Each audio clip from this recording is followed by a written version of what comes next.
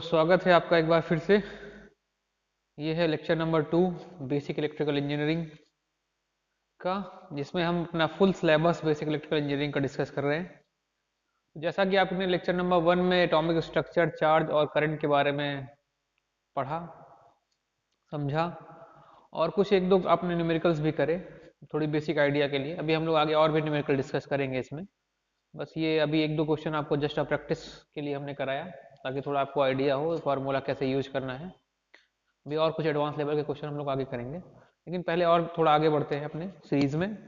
तो atomic structure, charge और current के बाद जो अगला हमारा टॉपिक है जो आज हम डिस्कस करेंगे वो है पोटेंशियल।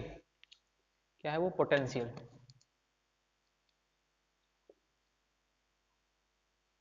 पोटेंशियल आज हम पोटेंशियल को डिस्कस करेंगे। वोल्टेज भी आप जिसको कहते हैं, पोटेंशियल को ही।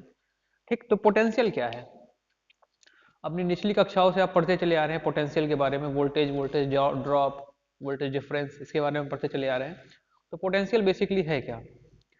तो पोटेंशियल को जो डिफाइन करने के लिए परिभाषा दी गई है वो ये बताई गई कि work done to bring a unit charge from infinity to a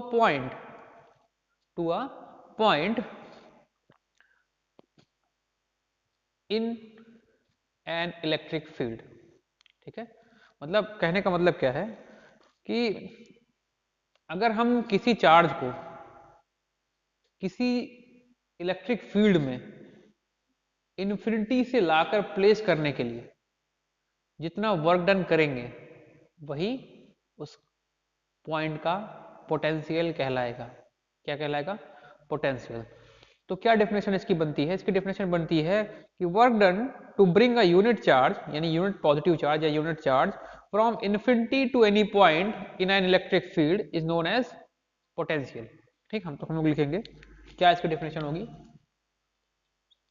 work done to bring a positive test charge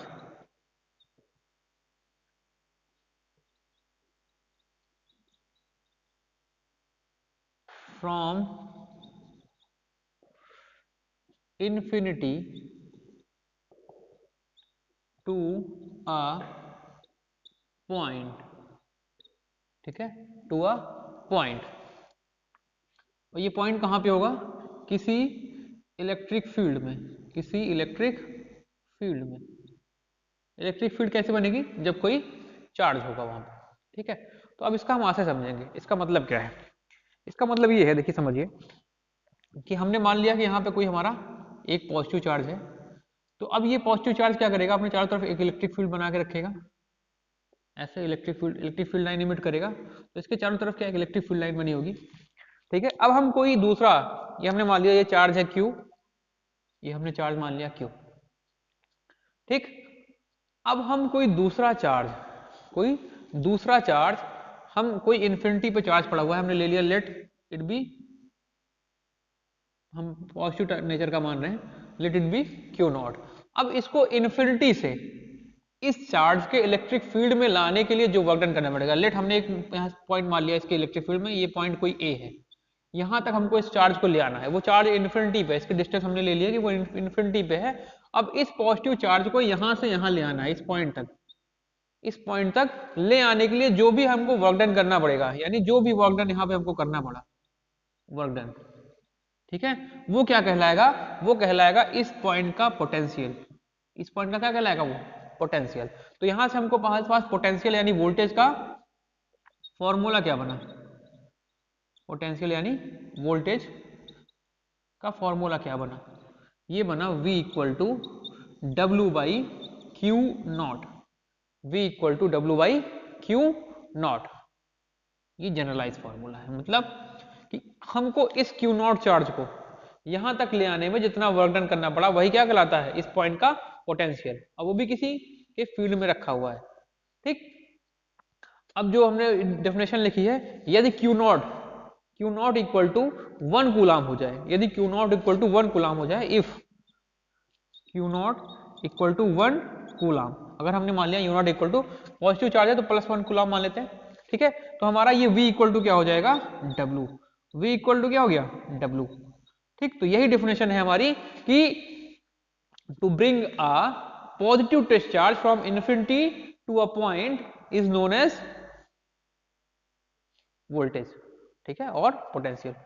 work done to bring a positive charge from infinity to a point is known as voltage. देखिए जितना work done हमने किया वो total किस form में store हो गया, उसके पोटेंशियल के फॉर्म में। यही हमारा वोल्टेज का डेफिनेशन है। ठीक है, तो उम्मीद है आपको समझ में आ गया होगा पोटेंशियल के बारे में कि पोटेंशियल क्या है। ठीक, अब नेक्स्ट इसमें जो बात आती है पोटेंशियल डिफरेंस की। क्या आती है, पोटेंशियल डिफरेंस, ये जिसको आप वोल्टेज डिफरेंस भी बोलते हैं, ये होगी पोटेंशियल डिफरेंस।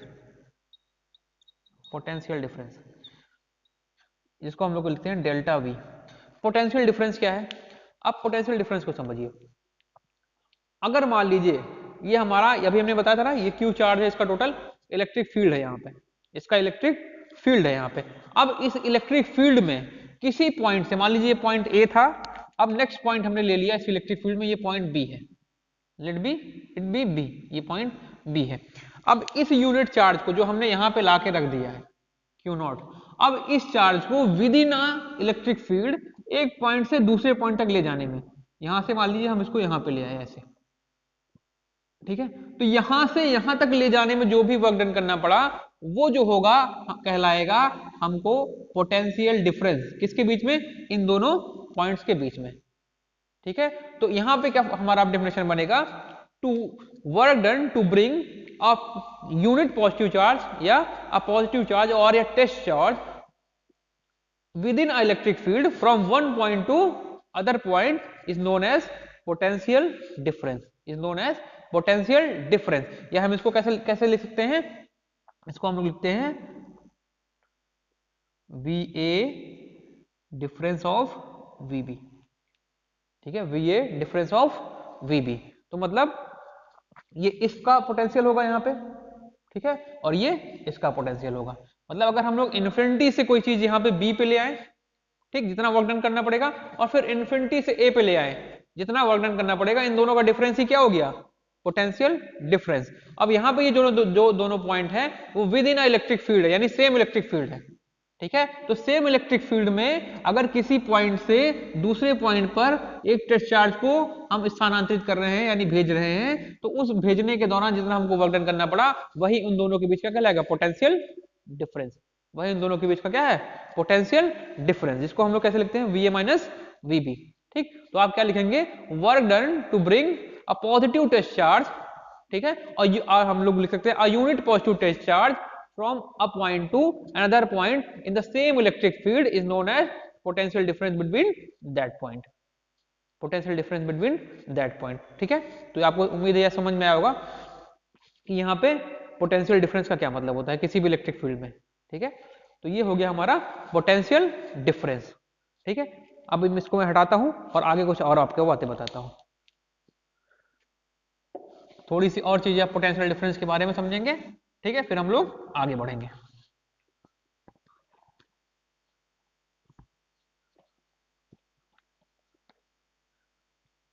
तो उम्मीद है आपको पोटेंशियल डिफरेंस के बारे में आइडिया है, हो गया। पोटेंशियल डिफरेंस बेसिकली चीज क्या है, इस चीज को हम पोटेंशियल डिफरेंस बोल रहे हैं। ठीक है, आगे बढ़ते हैं। जैसे अभी हमने आपको पोटेंशियल डिफरेंस लिख के बताया कि पोटेंशियल डिफरेंस हमने कैसे लिखा है, दो पॉइंट्स के बीच में VA delta V equal to VA minus VB। ठीक है, ये हम लोग इसको ऐसे भी लिखते हैं डेल्टा V A B, यानी potential difference between A and B equal to VA minus VB। अगर ये लिखा है तो इसका मतलब होगा हमेशा कि वोल्टेज ऑफ VA यानी voltage at point A is greater than voltage at point B। ठीक है, इसका मतलब क्या होगा, हमेशा voltage at point A is greater than voltage at point B। ठीक है, यानी A पॉइंट का जो वोल्टेज यानी पोटेंशियल है वो B के पॉइंट के पोटेंशियल से ज्यादा है। इस चीज को आप याद रखेंगे, इनको हम लोग कैलकुलेशंस में प्रयोग में लाएंगे। ठीक है, ये चीज आप याद रखेंगे कि पॉइंट A का पोटेंशियल पॉइंट B के पोटेंशियल से ज्यादा है, पॉइंट A का पोटेंशियल पॉइंट B के पोटेंशियल से ज्यादा है। ठीक है, या हम लोग ऐसे भी लिख सकते हैं कि इस पॉइंट पे पोटेंशियल विद रिस्पेक्ट टू इस पॉइंट पे है। ठीक है, अब नेक्स्ट चीज पे आते हैं। अभी आप ये थोड़ी थोड़ी चीजें याद रखिए, हम लोग इसको जब आगे क्वेश्चंस करेंगे तो आपको ज्यादा क्लियर होगा इसके बारे में। ठीक है, अगला हमारा है ईएमएफ क्या होता है। आपने ईएमएफ पढ़ा होगा, इलेक्ट्रोमोटिव फोर्स, इसको हम लोग कहते हैं electromotive force, electromotive force. EMF क्या होता है? तो बेसिकली ईएमएफ क्या है, ठीक, आपने कल हमने जब आपको इलेक्ट्रिक करंट के बारे में बताया था तो आपको बताया था ना कि जब हम पोटेंशियल अप्लाई करते हैं तो वहां पे एक इलेक्ट्रिक फील्ड जनरेट होती है। ठीक है, फिर वो इलेक्ट्रिक फील्ड क्या करती है, एक फोर्स कॉज करती है सभी चार्जेस पे, तो वो चार्जेस क्या करना स्टार्ट करते हैं, फ्लो करना स्टार्ट करते हैं इन अ डिफरेंट डायरेक्शन, फिर करंट का वहां पे हमको मोशन मिलता है। ठीक है, ठीक, तो अब ईएमएफ क्या है, इलेक्ट्रोमोटिव फोर्स, नाम ही बता रहा है। ठीक है, इलेक्ट्रॉन को मोटिव यानी मोटिवेट करने के लिए जो फोर्स दिया जाता है, यानी इलेक्ट्रॉन को मोशन में लाने के लिए जो फोर्स लगाया जा रहा है वही हमारा इलेक्ट्रोमोटिव फोर्स कहलाता है। बेसिकली हमारा पोटेंशियल करता क्या है, पोटेंशियल को आप समझ सकते हैं एज अ प्रेशर। पोटेंशियल क्या है, एज अ प्रेशर वर्क करता है for the charges to move within a conductor. ठीक है, को कंडक्टर्स को एक कंडक्टर मतलब चार्जेस को एक कंडक्टर में मूव करने के लिए पोटेंशियल क्या करता है, एज अ प्रेशर वर्क करता है। तो पोटेंशियल को हम एज अ प्रेशर भी ट्रीट कर सकते हैं। ठीक है, कि पोटेंशियल एक प्रेशर है जो क्रिएट हो रहा है किस पे, चार्जेस पे, ताकि वो फ्लो हो in a different direction to cause a current, यानी करंट को उत्पन्न करने के लिए दिशा में वो फ्लो हो। ठीक है, तो यहीं पे वो ये क्या है, तो ईएमएफ क्या हो गया, ईएमएफ वो एनर्जी है जो हम इलेक्ट्रॉन्स को दे रहे हैं रिक्वायर्ड टू फ्लो। ठीक, तो energy which is given to each coulomb of charge is known as EMF. ठीक है, तो energy given to each coulomb of charge, energy given to each coulomb of charge is known as EMF। ठीक है, यानी प्रत्येक coulomb of charge को जितनी energy हम देते हैं ताकि वो मूव करे और एक इलेक्ट्रिक करंट बनाए, उसको हम लोग क्या कहते हैं, ईएमएफ। ठीक है, तो ईएमएफ उम्मीद है आपको पता चल गया होगा ईएमएफ क्या है। ठीक, अब कुछ कॉन्सेप्ट और हैं पोटेंशियल से रिलेटेड, उनको भी क्लियर करते चलेंगे अभी। जैसे पोटेंशियल ड्रॉप के बारे में बात आती है कि पोटेंशियल ड्रॉप क्या है, जैसे हम सर्किट्स में पढ़ते हैं ना पोटेंशियल ड्रॉप, तो यहाँ पे ध्यान से देखेंगे। ऐसे मान लीजिए हमारा कोई रेजिस्टिव सर्किट है, ऐसे ये पॉइंट ए हो गया, ये पॉइंट बी हो गया। ठीक है, ये पॉइंट ए हो गया, ये पॉइंट बी हो गया, यहाँ पे समथिंग पोटेंशियल ए होगा वी ए, यहाँ पे कुछ समथिंग पोटेंशियल वी बी होगा। तो अगर मान लीजिए करंट इधर से इधर फ्लो कर रही है, हमने मान लिया करंट की डायरेक्शन ये है आई। ठीक है, तो यहाँ पे क्योंकि ये हमारा रजिस्टिव सर्किट है, ठीक, एक रजिस्टिव सर्किट है, यहाँ पे कुछ ड्रॉप होगा। ठीक, वोल्टेज ड्रॉप होगा, यानी वोल्टेज कुछ कम होगा, यहाँ पे कुछ वोल्टेज ड्रॉप हो जाएगा। तो उसको हम लोग क्या लिखेंगे, उसको हम लिखेंगे V A minus V B, ये हमारा वोल्टेज ड्रॉप है। ठीक, voltage drop equal to delta V A B, जो भी हम ऊपर लिख रहे थे। ठीक, तो ये वोल्टेज ड्रॉप को दर्शाने का तरीका है। अभी हम जब अपना न्यूमेरिकल्स करेंगे सर्किट्स के, डीसी सर्किट्स के, तो वहां पे ये सब चीजें यूज आने वाली हैं, इसलिए मैं आपको ये बता रहा हूं। अब इससे ये भी एक चीज कंफर्म हो गई, ठीक है, हमेशा क्या होता है, करंट हमेशा higher potential to lower potential flow करती है। किधर से किधर फ्लो करती है, हमेशा higher potential to lower potential. तो ये भी चीज याद रखेंगे आपको। जैसे अभी मैं एग्जांपल देता हूं, physical example, current always flows from higher potential to lower potential, higher potential to lower potential, यानी जो हमारी करंट है हमेशा वो हायर पोटेंशियल से लोअर पोटेंशियल की तरफ ही फ्लो करेगी। ठीक है, इससे हमको ये भी पता चलता है कि हमारा जो VA है, जो हमारा VA है वो ग्रेटर देन VB है, तभी करंट की डायरेक्शन ये है, यानी और ये करंट पॉजिटिव है। हमने ये भी बताया था कि करंट का डायरेक्शन अपोजिट भी कर सकते हैं, लेकिन तब वहां पे क्या करना पड़ेगा, हमको नेगेटिव साइन देना पड़ेगा, किसको, करंट को। तो यहाँ पे हमको क्या लिखना पड़ेगा, माइनस आई, अगर हम लोग करंट की डायरेक्शन बदलते हैं अपने मेन करंट के डायरेक्शन से। तो इसको भी आप याद रखेंगे। ठीक है, तो ये क्या हो गया, VA माइनस VB, इसको आप नोट कर लीजिए। ठीक, नोट कर लिया होगा, मैं अभी इसको हटाता हूँ। और भी कुछ चीजें याद रखनी है आपको पोटेंशियल के लिए, मैं थोड़ी सी चीजें और बताता हूँ आपको। जैसे मान लीजिए किसी एलिमेंट में अगर हमारा positive to negative current flow हो रहा है, मान लीजिए कोई एलिमेंट है ऐसे, एक मिनट बस, ये मान लीजिए कोई एलिमेंट है हमारा, कोई एलिमेंट हमने मान लिया कोई एलिमेंट ई है। अभी हम एलिमेंट्स के बारे में बात नहीं कर रहे हैं, डिटेल में हम लोग बात करेंगे। अब मान लीजिए एलिमेंट्स है ये समथिंग दिस एलिमेंट्स का, ये हमारा नेगेटिव टर्मिनल है, ये हमारा पॉजिटिव टर्मिनल है। Let be current like this. अगर हमारी मान लीजिए हमने करंट कुछ इस तरह फ्लो हो रही है इस एलिमेंट में, ठीक है। अगर कभी भी current negative to positive flow हो रही है किसी एलिमेंट में, अगर कभी नेगेटिव टू पॉजिटिव फ्लो हो रही है, तो इसका मतलब होगा यहाँ वोल्टेज राइज हो रहा है। क्या हो रहा है यहाँ पे? वोल्टेज राइज हो रहा है, यानी बढ़ रहा है, वोल्टेज राइज हो रहा है यहाँ पे, ठीक है। एलिमेंट में किसी अगर पॉजिटिव, तो यहाँ पे मान लीजिए समथिंग वी वोल्ट हमने कुछ मान लिया है, समथिंग वी वोल्ट है, तो यहाँ पे वी वोल्ट का राइज हो रहा है। अगर हमारी करंट किसी एलिमेंट में नेगेटिव टू पॉजिटिव फ्लो कर रही है, तो मतलब वोल्टेज का राइज हो रहा है। अगर सेकंड चीज हमारी, अगर ये हमारी सेम उल्टा हो गया, यानी ये हमारा एलिमेंट है ऐसा कुछ, ये हमारा नेगेटिव ये पॉजिटिव, अब हमने मान लिया कि करंट की डायरेक्शन कुछ इस तरीके से ये, तो यहाँ पे हमेशा क्या होगा, यहाँ पे हमेशा वोल्टेज ड्रॉप हो रहा होगा, वोल्टेज ड्रॉप हो रहा होगा। तो किसी एलिमेंट में अगर करंट हमारी नेगेटिव टू पॉजिटिव है, इसको टर्मिनल ए मान लें, इसको टर्मिनल बी मान लें, नेगेटिव टू पॉजिटिव तो वोल्टेज का राइज, और पॉजिटिव टू नेगेटिव तो वोल्टेज का ड्रॉप। ये चीज आप याद रखेंगे, इस चीज को याद रखेंगे। अब हम लोग अपने चलते हैं नेक्स्ट क्वांटिटी पे, जो है पावर। तो अब हम समझेंगे पावर। पावर यानी शक्ति। तो पावर क्या है?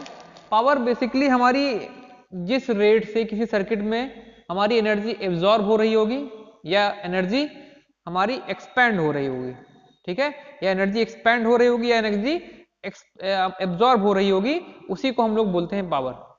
तो हम लोग लिखेंगे पावर का definition, power is the rate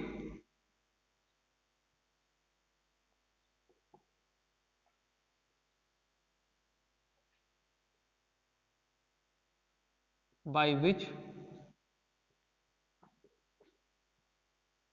energy is absorbed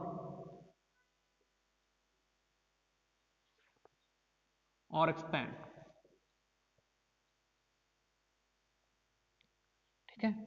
तो मतलब किसी सर्किट में किस रेट से एनर्जी हमारी एब्जॉर्ब कर रही है, एक्सपैंड कर रही है, या हम कह सकते हैं इमिट भी कर रही है, या डिलीवर भी हो रही है।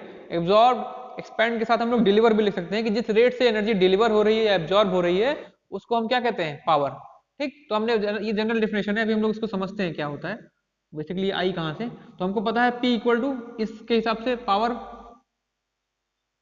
P इक्वल टू क्या हो गया? डी डब्ल्यू बाई डी टी, ठीक है। ये क्या है? हमारी एनर्जी, वर्क डन एनर्जी के फॉर्म में स्टोर होता है, ठीक है, एनर्जी के फॉर्म में स्टोर होगा। तो जिस रेट से हमारा वर्क डन हो रहा है, ठीक, यानी जिस रेट से हमारी एनर्जी एब्जॉर्ब हो रही है, एक्सपैंड हो रही है, डिलीवर हो रही है, उसको हम लोग क्या कहते हैं? पावर। यूनिट आपको पता ही है, पावर की यूनिट क्या होती है? वॉट। पावर की यूनिट क्या है? वॉट। दूसरी यूनिट, दूसरी यूनिट यहां से क्या मिल रही है? वर्क की एनर्जी जूल, टाइम की सेकंड। तो दूसरी यूनिट जो मिलती है हमको क्या मिलती है? जूल पर सेकंड। ये भी याद रखिएगा। अभी इसके कुछ प्रश्न आते हैं, हम लोग आगे देखेंगे। 1 वाट आवर बराबर कितना जूल सेकंड, ये सब हम बाद में देखेंगे, ठीक है। तो चलिए हम लोग इसको समझने का प्रयास करते हैं, बेसिकली ये है क्या, ठीक। अब हम लोग मान लीजिए कि ये मानते हैं कि कोई हमारा एक टेस्ट चार्ज है डेल क्यू, ठीक है। हम लोग कोई टेस्ट चार्ज मान लेते हैं del Q, sorry test charge नहीं मानते हम लोग, मान लेते हैं कुछ अमाउंट ऑफ चार्ज है, कुछ अमाउंट ऑफ चार्ज है डेल क्यू, जो किसी एलिमेंट में, जो किसी एलिमेंट में V वोल्टेज के अक्रॉस फ्लो होगा, जो किसी एलिमेंट में V वोल्टेज के अक्रॉस फ्लो होगा। यहां पे क्या मानेंगे? हमने क्या इसको एक्सप्लेन करने के लिए कहा कि हम लोग ले लेते हैं इफ अ स्मॉल चार्ज, इसको समझेंगे क्या चीज है। If a small charge del Q is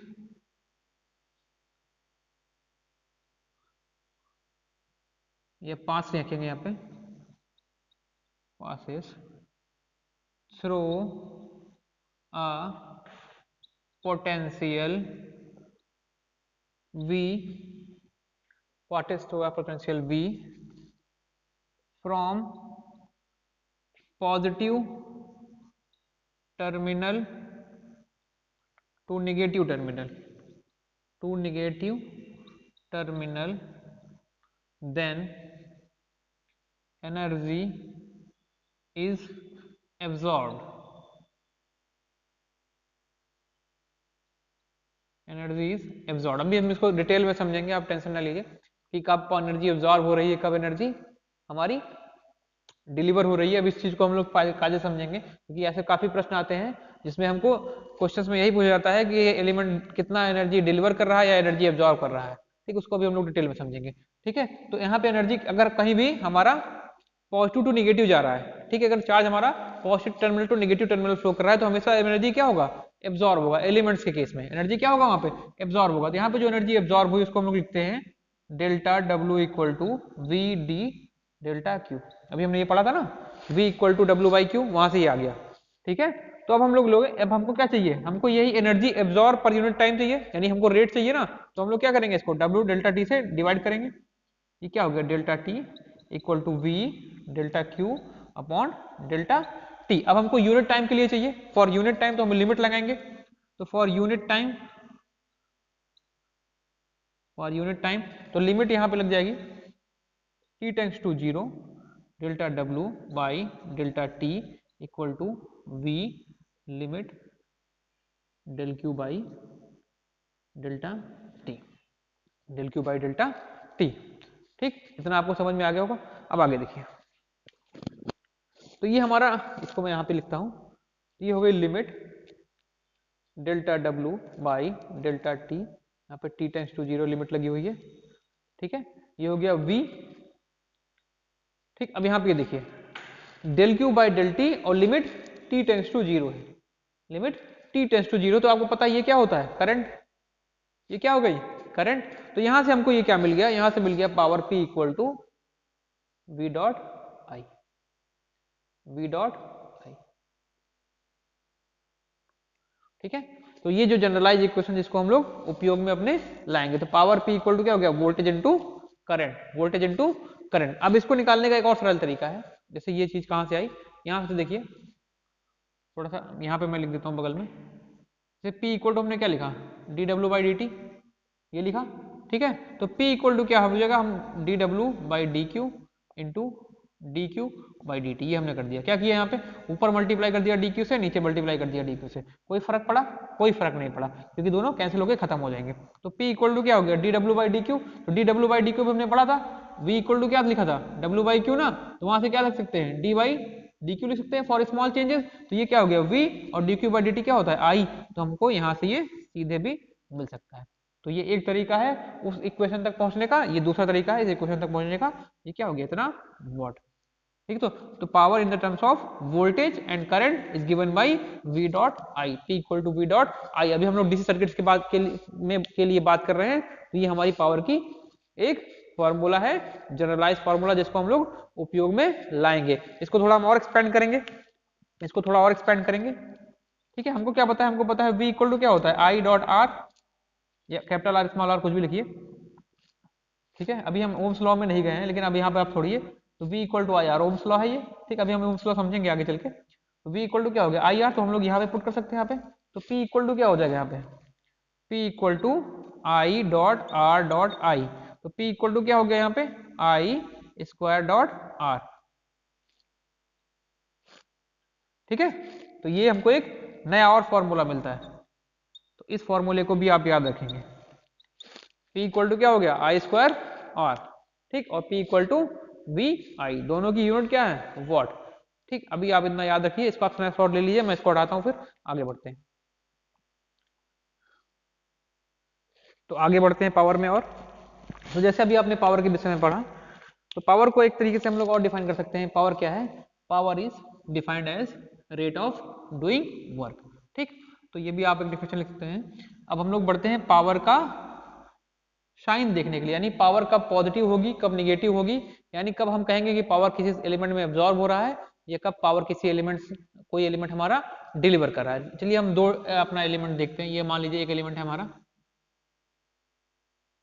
कोई समथिंग ये एलिमेंट है, इसके क्रॉस वोल्टेज ड्रॉप भी आ रहा है, ऐसा है। और दूसरा एलिमेंट है ये हमारा, ये दूसरा एलिमेंट है।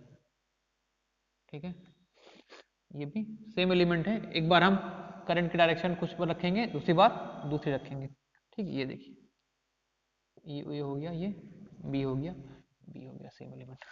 ठीक है, हम लोग मानते हैं ये पॉजिटिव टर्मिनल है, ये नेगेटिव, ये पॉजिटिव, ये नेगेटिव। तो एक बार हमारी करंट की डायरेक्शन ये है, ठीक है, ये करंट जा रही है, और दूसरे वाले में सर्किट में डायरेक्शन ये है। ठीक, तो याद रखेंगे, क्या याद रखेंगे कि कभी भी अगर किसी भी एलिमेंट में अगर जो हमारा करंट है वो पॉजिटिव टर्मिनल से एंटर करके निगेटिव से बाहर निकले, ठीक है, यानी एंटरिंग उसकी पॉजिटिव से हो और निकल वो निगेटिव से रहा हो, तो हमेशा हमेशा उस एलिमेंट में पावर एब्जॉर्ब होगी। तो मतलब यहां पे क्या हो गया, पावर एब्जॉर्ब, पावर क्या हुआ, एब्जॉर्ब हो गया। ठीक, अब इस केस में देखिए, इस केस में हमारा ये निगेटिव टर्मिनल से निकल रहा है और सॉरी निगेटिव टर्मिनल से एंटर कर रहा है और पॉजिटिव टर्मिनल से बाहर आएगा ऐसे। ठीक है, तो यहां पे क्या होगा, हमेशा पावर डिलीवर्ड, यहां पावर क्या होगी, डिलीवर्ड होगी, यानी ये पावर डिलीवर्ड करेगा और ये पावर क्या करेगा, एब्जॉर्ब करेगा। ये पावर क्या करेगा, डिलीवर्ड, ये पावर एब्जॉर्ब करेगा। तो कभी भी जब आप ध्यान से देखिए, आप वोल्टेज सोर्स के लिए देखते हैं, कोई वोल्टेज सोर्स मान लीजिए, ये वोल्टेज सोर्स है, कोई बैटरी की हम लोग बात करें तो ये पॉजिटिव टर्मिनल, इसका निगेटिव टर्मिनल, तो हमेशा आप देखते हैं ना कि बैटरी के अक्रॉस करंट कैसे फ्लो होती है, यहाँ से, है ना, निगेटिव टू पॉजिटिव। तो वो क्या करता है, पावर को डिलीवर कर रहा होता है, पावर को डिलीवर कर रहा होता है ना। और कोई एलिमेंट देखिए, जैसे मान लीजिए हम रेजिस्टेंस देख रहे हैं, ये रेजिस्टेंस में जब करंट फ्लो होती है तो पैसिव साइन हम लोग क्या यूज करते हैं, पैसिव साइन कन्वेंशन। ये याद रखिएगा, मैंने पहले बताया कि हम लोग थ्रू आउट द अपने सब्जेक्ट में क्या यूज करेंगे, passive sign convention, passive sign convention. ठीक है, ये पैसिव साइन कन्वेंशन है, इसी का हम उपयोग कर रहे हैं यहाँ पे, ठीक है, पावर को डिफाइन करने के लिए। तो कभी भी जैसे अब ये हमारा कोई रेजिस्टिव सर्किट है, आर रेजिस्टेंस है, यहाँ पे क्या होगा, प्लस, यहाँ पे माइनस, तो यहाँ पे देखिए क्या होता है, पॉजिटिव टर्मिनल से एंटर करती है और नेगेटिव से लीव कर रहा है। तो इस केस में क्या होता है, पावर एब्सॉर्ब, पावर एब्सॉर्ब। इसमें मैं कुछ क्वेश्चंस कराऊंगा, ठीक है, ये आप याद रखिए इस चीज को। ठीक, और क्या होगा, और एक चीज, ठीक है, और हमेशा किसी भी सर्किट में हमको क्या पता है, हमेशा एनर्जी कंजर्वेशन लॉ फॉलो होगा। क्या होगा, एनर्जी कंजर्वेशन लॉ हमेशा फॉलो होना चाहिए और होगा। इस लॉ से यहाँ पे क्या मिल रहा है, इस लॉ से यहाँ पे ये मिल रहा है कि डेल्टा पी इक्वल टू, ये हम लोग ये डेल्टा पी नहीं कहेंगे, हम लोग लिखेंगे summation of P equal to 0 होगा। मतलब इसका मतलब क्या है कि किसी भी सर्किट में, कोई भी सर्किट हो यानी कोई भी लूप हो, तो जितना पावर डिलीवर्ड होगा उतना ही पावर एब्जॉर्ब होगा। ठीक है, यानी पावर डिलीवर्ड इक्वल टू क्या होगा, पावर एब्जॉर्ब, यानी उनका जो नेट समेशन है वो क्या हो जाएगा, 0। नेट समेशन क्या होगा, 0, क्योंकि एक पावर डिलीवर्ड होगी तो एक पावर एब्जॉर्ब होगी, तो एक पॉजिटिव है दूसरी नेगेटिव है, तो यहाँ पे हमेशा नेट पावर क्या आएगी सर्किट में, हमेशा वो 0। ये हमारा वेरीफाई करने का भी एक तरीका है, ये एक वेरीफाई करने का भी एक तरीका है। हम लोग जब न्यूमेरिकल करेंगे तो देखेंगे कि कोई हमको सर्किट बना के दे दिया जाएगा और उसमें पूछेगा ये कि सभी एलिमेंट्स के अक्रॉस हमको पावर बतानी होगी और ये भी बताना होगा कि कहाँ पावर डिलीवर हो रही है और कहाँ पावर एब्जॉर्ब हो रही है। तो जब हम सारी कैलकुलेशन कर लेंगे, सारी पावर निकाल लेंगे और उनको साइन के हिसाब से पुट कर देंगे, यानी जब डिलीवर वाले केस में डिलीवर का साइन और एब्जॉर्ब वाले केस में एब्जॉर्ब का साइन पुट करके देखेंगे, और हम जब सबका समेशन करेंगे तो वो 0 आना चाहिए। अगर नहीं आ रहा है तो इसका मतलब आपने कहीं क्वेश्चन में फॉल्ट कर दी है और आपने गलत पावर कैलकुलेट कर ली है। ठीक है, अगर पावर भी सही कैलकुलेट करिए तो मतलब आपने सही साइन पुट नहीं किया, यानी आप सही समझ नहीं पाए हैं कि कहाँ पावर एब्जॉर्ब हो रही है और कहाँ पे पावर डिलीवर हो रही है। तो जो नेट समेशन ऑफ पावर आना चाहिए, यानी पूरे सर्किट का जो नेट पावर होगा वो हमेशा 0 होना चाहिए। ठीक, इसका मतलब क्या कि सर्किट में जितनी पावर डिलीवर कर रहा होगा कोई एलिमेंट, उतनी ही अगला पावर, अगली जो हमारा एलिमेंट होगा वो एब्जॉर्ब कर रहा होगा। यानी हम मान लीजिए 10 सोर्स हमारे लगे हुए हैं और 12 एलिमेंट लगे हुए हैं। ठीक है, यानी क्या मैं क्या कह रहा हूँ इसके यहाँ पे समझिए, यानी मान लीजिए कि सर्किट में 10 हमारे सोर्स लगे हुए हैं और 12 एलिमेंट्स लगे हुए हैं, तो उसमें जितना भी ये सोर्स पावर डिलीवर कर रहे होंगे P, उतना इन सारा का सारा डिलीवर्ड पावर इन 12 जो एलिमेंट्स द्वारा एब्जॉर्ब किया जाएगा। समझ गए? तो इसका मतलब जितना यहाँ पे एब्जॉर्ब हुआ उतना यहाँ पे डिलीवर हुआ, यानी जो हमारा नेट अमाउंट ऑफ पावर बचा वो क्या हुआ, 0। ठीक है, इसी को बोलते हैं एनर्जी कंजर्वेशन लॉ, यानी पूरी तरह से ये फॉलो होना चाहिए और नेट पावर क्या होना चाहिए सर्किट का, 0 होना चाहिए। नेट पावर क्या होना चाहिए, हमेशा 0 होना चाहिए। इसका मतलब क्या हुआ, power absorb equal to power delivered, power absorb equal to minus power delivered, यानी जितनी पावर हमारी एब्जॉर्ब हुई उतनी पावर डिलीवर्ड हुई। इसको भी आप याद रखेंगे, ठीक है। ये भी बहुत महत्वपूर्ण चीज है, बहुत सारे प्रश्न पूछे जाते हैं आपके जूनियर इंजीनियरिंग परीक्षाओं में भी, असिस्टेंट इंजीनियरिंग परीक्षाओं में भी, और गेट लेवल की परीक्षाओं में भी, और आईईएस लेवल की परीक्षाओं में भी इस टाइप के प्रश्न पूछे जाते हैं, जिसमें आप पावर एब्जॉर्ब और पावर डिलीवर हमको बतानी होती है एलिमेंट्स के क्रॉस, ठीक है। कभी कभी कुछ एलिमेंट्स के क्रॉस पूछ लिए जाते हैं, कभी कभी कई सारे एलिमेंट्स के क्रॉस पूछ लिए जाते हैं, ठीक है। तो हमेशा जो पावर डिलीवर्ड होगी उसको हम लोग निगेटिव लेंगे, और जहां पावर एब्जॉर्ब होगी उसको पॉजिटिव लेंगे, ठीक है। तो याद रखिए पैसिव साइन कन्वेंशन के हिसाब से जो डिलीवर्ड ही करेगा उसको हम लोग निगेटिव लेंगे, और जो एब्जॉर्ब करेगा उसको हम लोग पॉजिटिव लेंगे, ठीक है। उसको हम लोग क्या लेंगे, पॉजिटिव, ठीक है। ये साइन कन्वेंशन यूज करते हुए हम लोग क्वेश्चंस करेंगे। यहाँ पे तो मैं लिख दे रहा हूँ, नोट कर लेंगे आप। जहां भी पावर एब्जॉर्ब होगी, जहां पावर एब्जॉर्ब होगी उसको हम लोग लेंगे पॉजिटिव, ठीक है। यानी वो क्या होगा, प्लस पी होगा, वो क्या होगा, प्लस पी होगा। और जहां पावर डिलीवर्ड होगी उसको हम लोग क्या लेंगे, नेगेटिव, उसको क्या लेंगे, नेगेटिव, वो क्या होगा, माइनस पी। तो ये याद रखिए, ठीक है।